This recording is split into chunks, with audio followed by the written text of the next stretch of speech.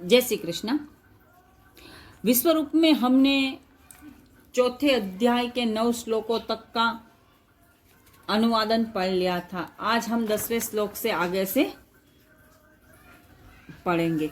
अगर आप मेरे साथ प्रेयर चाहते हो, आप चाहते हो कि आपके लिए मैं प्रेयर करूं, जब मैं ध्यान से उठती हूँ सुबह 4 बजे, तो मैं 4 बजे से 4:30 बजे तक मैं ध्यान करती हूँ, उसके बाद मैं प्रेयर करती हूँ 5 बजे तक में। तो अगर आप मेरे साथ में इस प्रेयर में जुड़ना चाहते हो, इस प्रार्थना का फायदा आप भी लेना चाहते हो, तो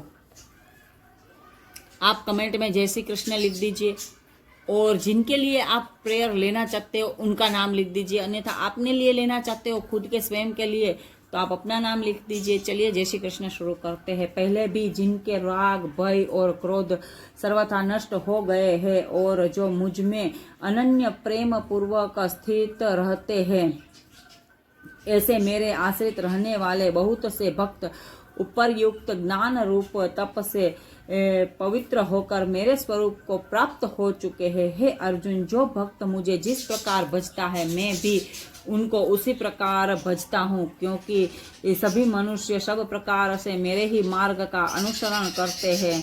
इस मनुष्य लोक में कर्मों के फल को चाहने वाले लोग देवताओं का पूजन किया करते हैं, क्योंकि उनको कर्मों से उत्पन्न होने वाली सिद्धि शीघ्र ही मिल जाती है। ब्राह्मण, क्षत्रिय, वैश्य और शूद्र, इन 4 वर्णों का समूह गुण और कर्मों के विभाग पूर्वक मेरे द्वारा रचा गया है। जो जाति समुदाय रचा गया है वो परमात्मा के द्वारा रचा गया है। श्रीमद् भागवत गीता के अंदर परमात्मा स्वयं अपने मुख से इस बात को कह रहे हैं। इस प्रकार इस सृष्टि रचनादि कर्म का कर्ता होने पर भी मुझ अविनाशी जय श्री कृष्ण कर्म का कर्ता होने पर भी मुझ अविनाशी परमेश्वर को तू वास्तव में अकर्ता ही जान। भगवान सर्व कार्य के करता है, ईश्वर सर्व कार्य के करता है, फिर भी वो कभी भी अभिमान नहीं करते कि इनका कर्ता मैं हूँ। वो कर्तापणा का भाव से मुक्त है। कर्मों के फल में मेरी स्पृहा नहीं है, इसीलिए मुझे कर्म लिप्त नहीं करते। इस प्रकार जो मुझे तत्व से जान लेता है, वह भी कर्मों से नहीं बंधता। पूर्व काल में मुमुक्षुओं ने भी इस प्रकार जानकर ही कर्म किए हैं, इसीलिए तू भी पूर्वजों द्वारा सदा से किए जाने वाले कर्मों को ही कर। क्यों कर्म क्या है और अकर्म क्या है, इस प्रकार इसका निर्णय करने में बुद्धिमान पुरुष भी मोहित हो जाता है। इसीलिए वह कर्म तत्व में तुझे भली भांति समझा कर कहूँगा, जिससे जानकर तू अशुभ से अर्थात कर्म बंधनों से मुक्त हो जाएगा।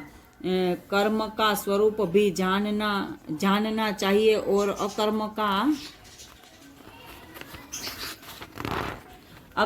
स्वरूप भी जानना चाहिए तथा विकर्म का स्वरूप भी जानना चाहिए, क्योंकि कर्म की गति गहन है। जो मनुष्य कर्म में अकर्म देखता है और जो अकर्म में कर्म देखता है, वह मनुष्यों में बुद्धिमान है और वह योगी समस्त कर्मों को करने वाला है। जिसके संपूर्ण शास्त्र सम्मत कर्म बिना कामना और संकल्प के होते हैं तथा जिसके समस्त कर्म ज्ञान रूप अग्नि के द्वारा भस्म हो गए हैं, उस महापुरुष को ज्ञानी जन भी पंडित कहते हैं। जो पुरुष समस्त कर्मों में और उनके फल में आसक्ति का सर्वथा त्याग करके संसार के आश्रय से